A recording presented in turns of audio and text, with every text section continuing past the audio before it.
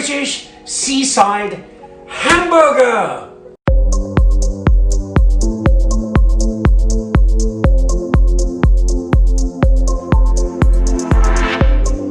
This burger is dear to my heart. I grew up at a little seaside resort town until the age of 9 when we moved to the big city of London. One of the fantastic things growing up in a seaside town was that when you walked along the seafront, there was stall after little outlet selling seaside food. Hamburgers, hot dogs, cotton candy. It smelled and tasted tremendous. These burgers were amazing. It took me a while to figure out what the little twist was that made these things taste so good, and it is the true taste of the seaside towns in England and Wales and Scotland way back when in not that long ago, when I was a kid, not that long ago. Ground beef, onion, salt, pepper. We're gonna grill some onions. First, let's just move this to one side. It's on some aluminum foil for a reason. And what we're gonna do is we're gonna need quite a few onions for each burger here to grill. This is not a loaded burger. This doesn't have pickle and lettuce and tomato and cheese and bacon. Nothing. It has a burger, grilled onions, simple bun, and some ketchup. So we're just gonna simply take half a large onion and slice it thinly. Thin sliced is going to enable it to brown up faster on the griddle. We're going to griddle these onions, and this is one of the secrets that gives it the unique flavor. So there we go. Got our onions. Put them in a bowl so we can take them over to the griddle in a second. I have this ground beef on aluminum foil so that I can press it out into a burger shape without it sticking to my cutting board. Simple as that. This is 1 pound of ground beef that I bought, you can tell, in a packet at the grocery store, but it's good ground beef and it's 20% fat. Do not get ground beef less than 20% fat if you're gonna make burgers. It's just the way a burger works. So we're gonna divide this. It's quite easy to get 1/4 pound. If there's a pound and you want a 1/4 pound, it would be 4 equal things. Let's just take it in the middle, divide it, in the middle, divide it. We now have 1/4 pound burgers. We're gonna put this meat in a bowl because this is the secret to the British fairground burger that I enjoyed as a kid. Always try to figure it out. How does it taste so good and so intense? Grated onion, that's all it was, grated onion. So we're gonna grate some onion into the ground beef. Grate it, don't chop it. There is a difference in taste, believe it or not. When you grate it, you're getting the juices also, and it just works with this burger. A little bit of salt, because also the other difference is rather than just putting the seasoning on the outside of the burger, in the good olden days, they used to put the seasoning inside the burger so the whole thing tastes good throughout. Don't overwork your meat. Just incorporate these onions here. Just make sure that the onion and the seasoning is all incorporated quite simply. Now we can divide into equal parts approximately. Simply pushing them down into, let's move those out of the way, into a regular, rough and ready burger shape. That's all we need. Move this one over. The buns that I have for this are pretty small. The burgers were not big when I was a kid, and nothing fancy. No brioche bun here, just a simple grocery store bun. But it all works. There's something to simple street food that is incredible, and that's what this brings to us. So I'm just gonna form this one into a similar shape, a little bit bigger than the bun, because they're gonna shrink as they cook. We're at the hot griddle and ready to make these amazing seaside burgers. I'm so exciting. But you know that. You know it. But you know that. Oh, you know that. We're gonna start off with the onions. I used to stand as a little boy. I could barely see over the counter, and my eyes would be big watching those people cooking the onions, and the smell was incredible. And then they'd be flipping the burgers and dropping them on the buns and throwing them out to the people who were visiting from Liverpool and Birmingham and Manchester. and Tibet and Africa.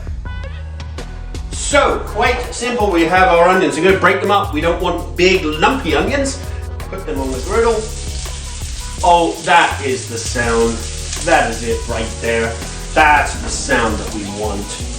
Have this just on a medium heat. I don't want to go too fast here and burn them. Burned onions are bitter.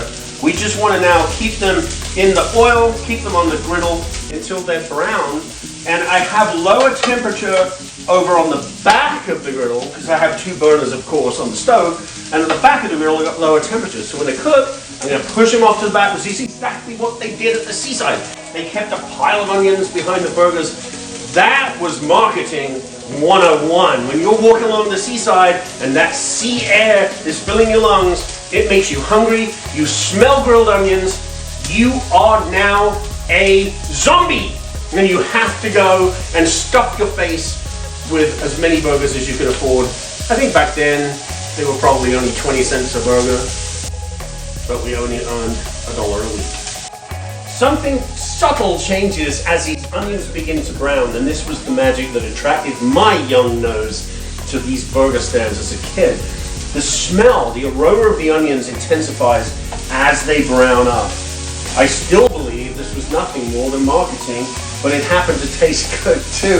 These are where they should be when they're just about ready for the burger. So we're just going to push them back now to the back of the griddle where it's a little bit lower temperature and leave them to keep cooking and stay warm back there. Then we are going to put our onion enhanced seaside burgers on the warmer side of the grill. Here's a little tip for you. These days everybody's into smash burgers. Smash your burgers, hit your burgers, whack your burgers. It's fine, they do taste good. In this method, you want to make sure they're completely in contact with the griddle, but don't push too hard. You're actually pushing the moisture out. It's been about 3 or 4 minutes on the first side. Never quite sure how much caramelization we've got, but one way to find out. Let's get in there and turn this burger over. Sometimes they stick a little bit. That's my griddle. It may not happen to yours. My griddle is a little old and it gets a little sticky.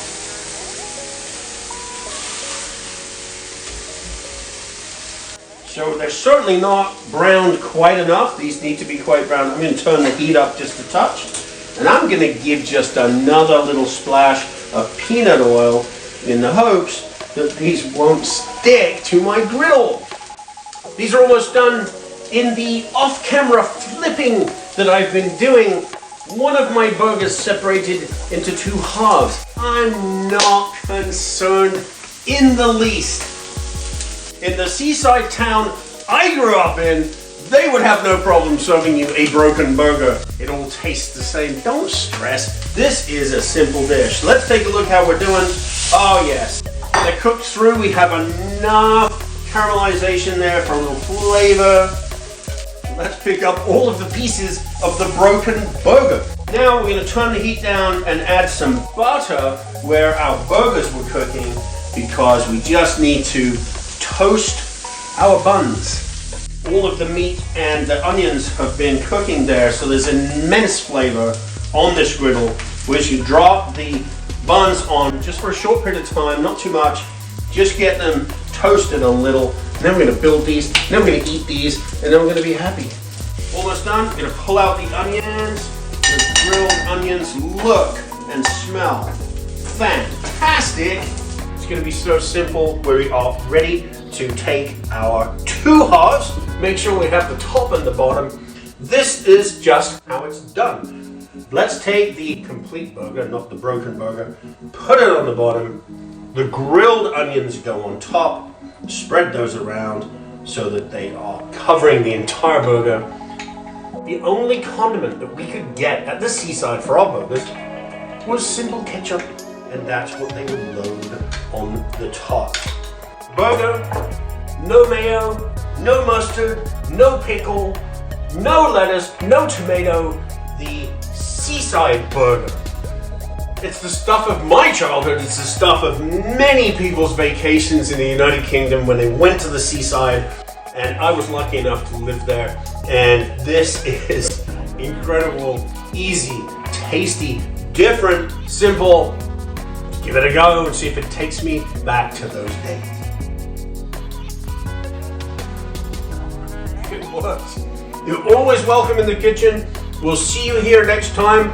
If you liked the video, hit that subscribe button, ring the bell, and leave me a comment. Make these. Let me know what you think.